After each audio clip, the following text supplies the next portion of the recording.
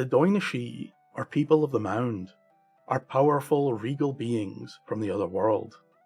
They appear to us in a wide spectrum of shapes and attitudes, from the malevolent water kelpies to the powerful elven masters of nature.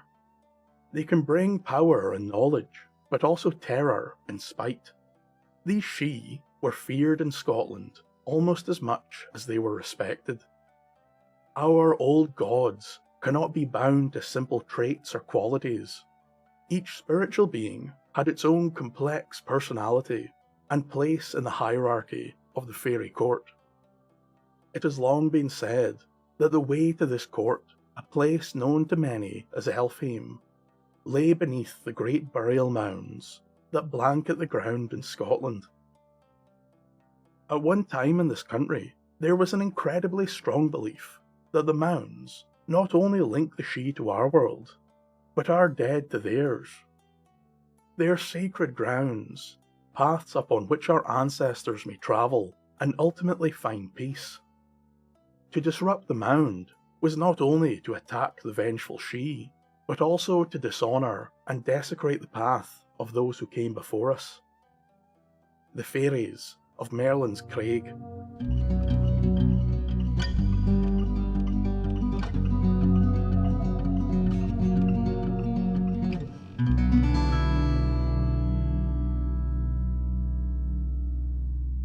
Merlin's Craig, or Crag as it may be known to you, was a sheer rock face at the end of a long strip of moorland. It was said by the locals to have once been the site of an old wizard or enchanter's home, which has long since been enveloped by the bog. It was in this way the Craig came by the name of Merlin. Many years ago, in the county of Lanark, there existed a poor labourer who lived and worked on a local farm. The man was unskilled and didn't have a specific role, a jack of all trades, an odd job man if you will, what was known in those days as an aura man. On one chill autumn morning, when there was no extra hands needed on the farm, the man's master sent him to gather more peat for the winter stocks. He handed him a spade and sent him in the direction of Merlin's Craig. The labourer went quickly about his work, and headed straight to the far end of the moor to dig peat near the rock face. But as the man hefted the peat from the ground, he was startled by movement from beneath his very feet. A small ragged creature sprang from the hole in the ground. Now, standing before the man, was the thin and gaunt figure of this creature, perhaps 3 feet tall, covered in coarse brown hair, and wearing an old tattered green robe. Although his general appearance was weak, he had the look of supernatural strength and power within his goblin-esque features. The man was astonished at the confusion that now stood before him. It was in this moment the little creature pointed a gnarled finger at the man and called, "How would you like it if I were to ging about lifting the roof for your house? You humans are all the same. You think you can do whatever you want." The small being now angrily stamped a bare foot upon the moor and warned the man, "Put back that tuft this instant, or you shall rue the day." The man stood in a stunned silence, but his mind began to race.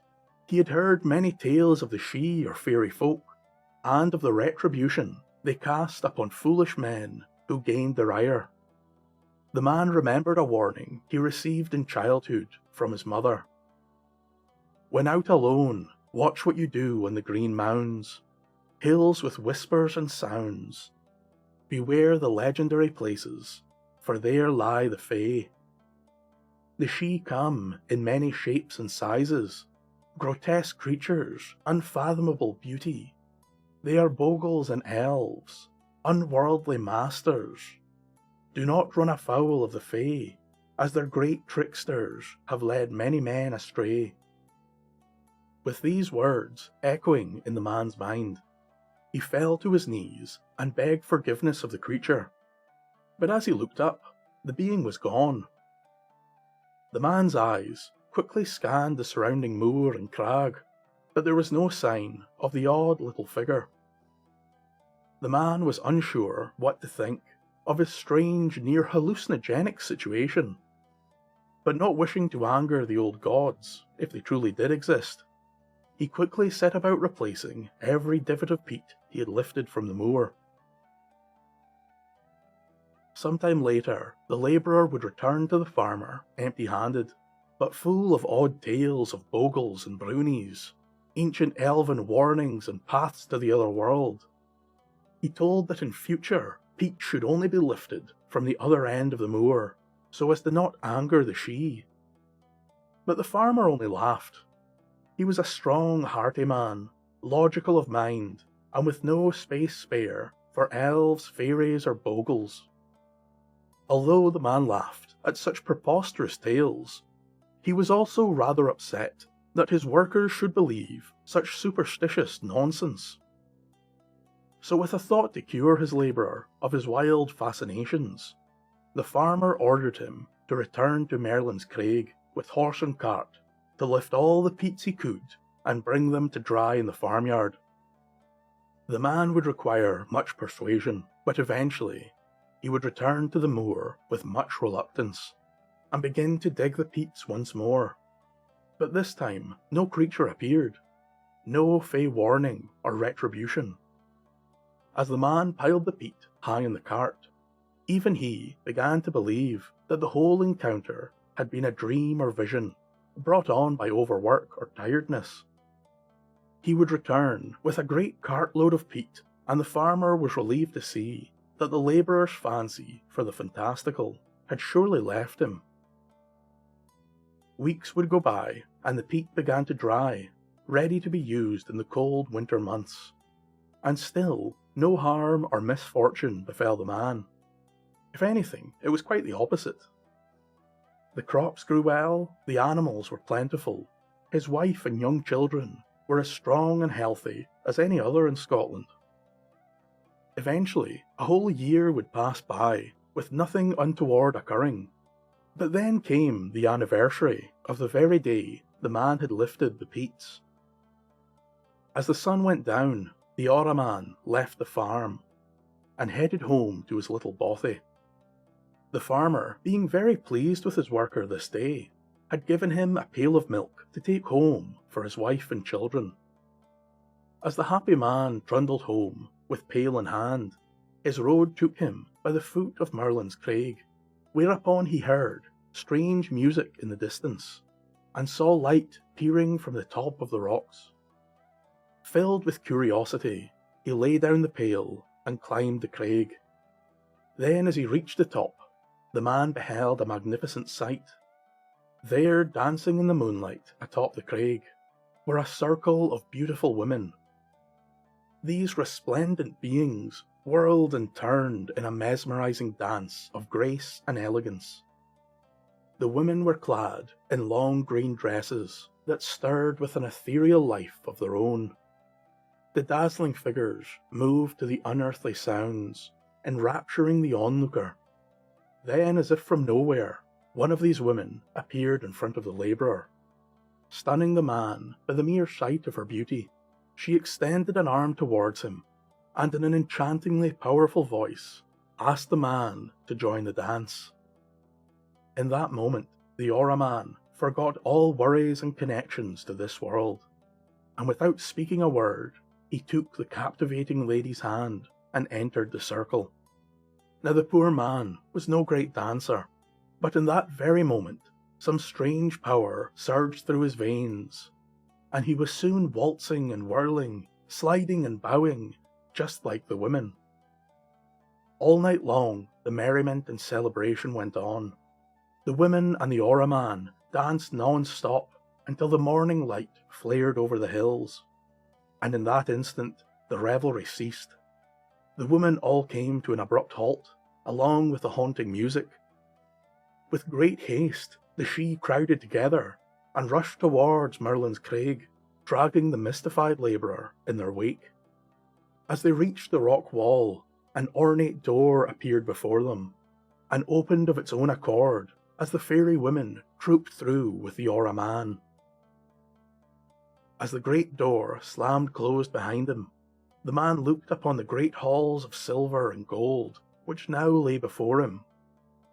The she-women all went their separate ways down the maze-like passages of Masonic beauty, but the man seemed to still be under some form of enchantment, for he could not move from the spot just beyond the door, and when he tried to call for help, he suddenly realised that he could make no sound.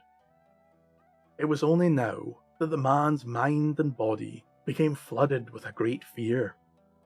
Would he stay bewitched in these grand halls for eternity? Would they ever let him go? He was unsure. As the day went by, the man saw all manner of wondrous and hideous creatures and spirits going about their daily chores, and all paid reverence to the noble elven figures of the Daoine. As it drew towards evening, the man felt a sharp prod at his stomach, and looking down, saw the tattered little creature who had scolded him the year before for lifting the peat. "The divots you stole from a roof have grown once more," the little creature said, "and once more they are covered in grass. Justice has been done. Your penance has been paid. You may again return home."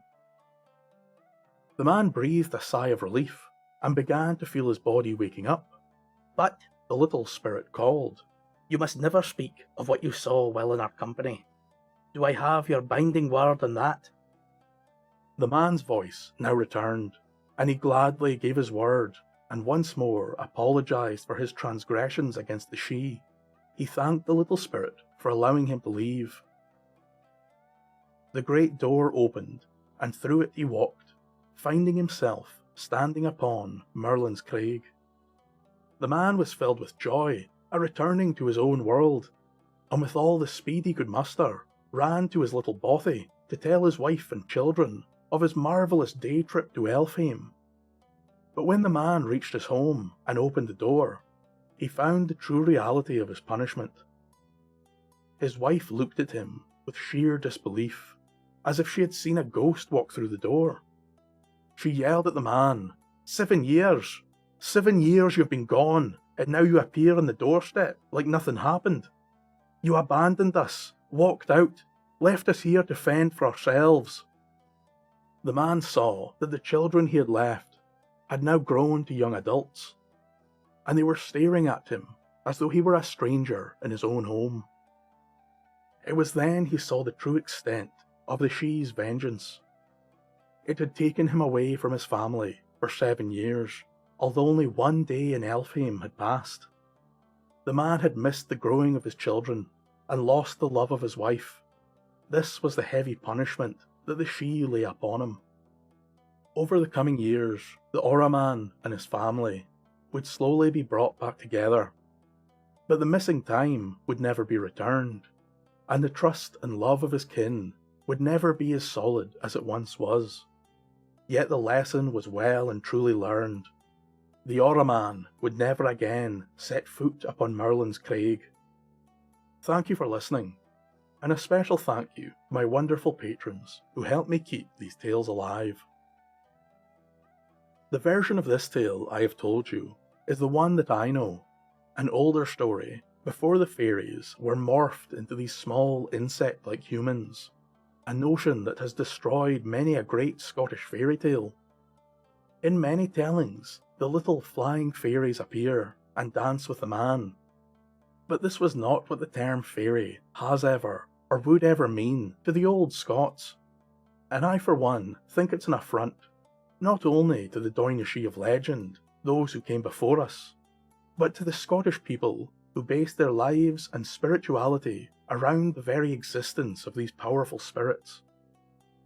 As for Merlin's Crag itself, that is a very different story, as no one is quite sure where the area or the specific crag is.